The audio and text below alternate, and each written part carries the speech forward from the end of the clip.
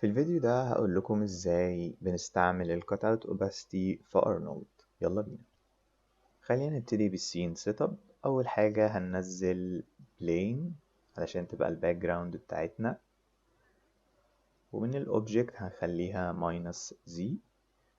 بعد كده هنروح للقائمة بتاعت أرنولد كاميراز، وهننزل برسبكتيف كاميرا، هنعلم عليها ونروح للأتريبيوت، وجوه الكوردينيتس هنصفر كل الحاجات اللي هنا ديت،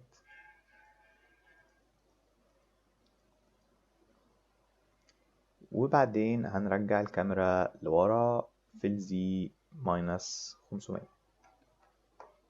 بعد كده هنروح للكاميرا جوه اوبجكت، هنخلي الفوكال لينس بتاعها 70، وهنرجع للبلين نخلي الويدث بتاعها 500 والهايت برضو 500. هنغير اسم البلين نخليها BG عشان تبقى باك جراوند،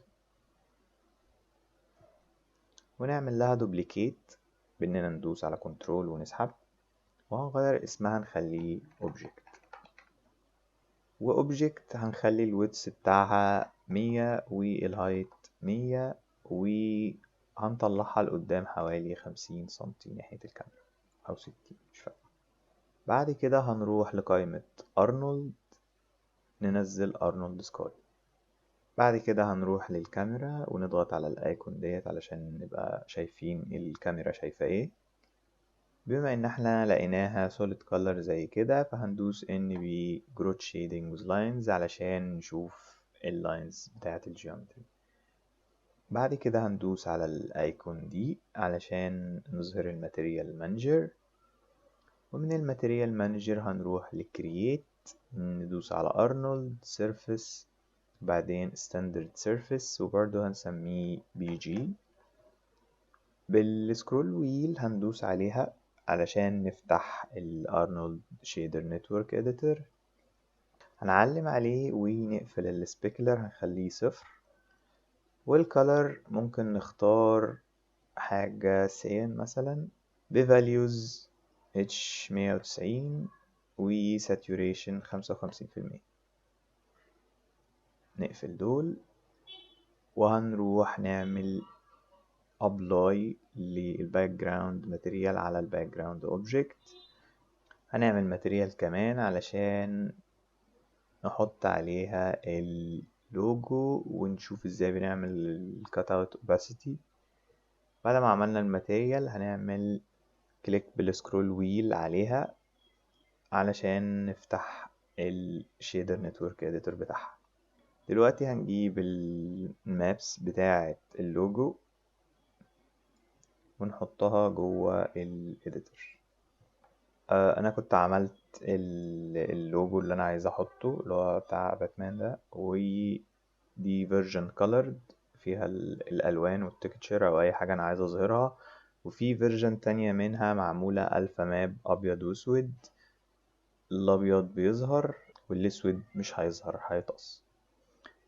خلينا ناتاتش دول للستاندرد سيرفيس شيدر بتاعنا، هنكونكت دي في اللي هو colored version في main base color، والالفا ماب هنعمل لها connect في main geometry cutout opacity.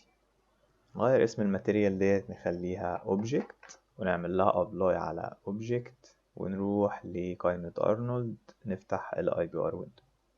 وبكده احنا بنستعمل ال cutout opacity من خلال ان احنا بنعمل الفا ماب علشان نشوف احنا عايزين نسيب ايه من الايمج ونشيل ايه.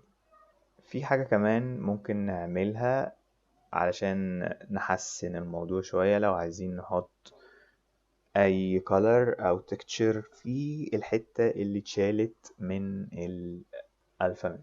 اول حاجة خلينا نقول ان احنا مش عاجبنا اللوجو بالمنظر ده وحاسين ان هو stretched، فهنروح للأوبجكت مانجر ونعلم على الماتيريال تاج ونخلي البروجيكشن بتاعه بدل UV مابينج فلات، هنلاقيه بالمنظر دوت. هنروح للتول بار دوت نعلم على السلكتور بتاع التكتشر، نجيب دي يمين هنا شوية ونتأكد ان احنا معلمين على التاج ومعلمين على التكتشر تول دي. بعدين هنروح هنحاول نحرك كده، هنلاقيها بتتحرك معانا عادي. بما ان احنا كنا شايفين ان السكيل بتاعها هو اللي مش عاجبنا، فهنقلل السكيل، هندوس تي ونسحب لجوه. ممكن نستريتش او نظبط زي ما احنا عايزين. هي كده المفروض ان هي اتظبطت. وكده اول جزء خلص. بعد كده خلينا نوقف الاي بي ار، نمينيمايز ديت، نفتح الارنولد شيدر نتورك اديتور، وجواه هننزل حاجتين. اول حاجة ستاندرد سيرفيس شيدر تاني، وده بننزله علشان هيدرايف الكالر او التكتشر اللي احنا عايزين نحطها في الباك جراوند.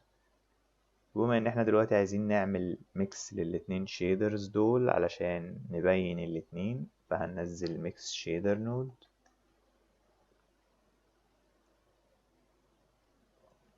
وبعدين هنأتاتش الاتنين شيدرز دول بالميكس شيدر. هنا ده هيبقى في شيدر 1 وده هيبقى في شيدر 2. وبعدين من الميكس شيدر نود هنعلم عليها ونعمل لها اتاتش في الاوتبوت. دلوقتي علشان الميكس ده كله يطلع لازم نأتاتش الالفا ماب اللي احنا كنا عاملينها قبل كده جوه الميكس بتاع الميكس شيدر.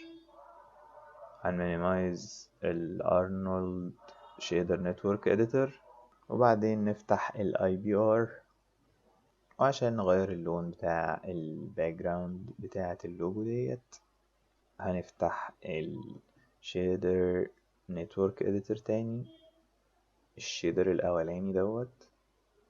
ممكن نغير منه اللون، نخليه اللون الاحمر ده مثلا او اللون ده، ونعلي الساتوريشن شوية وبس كده.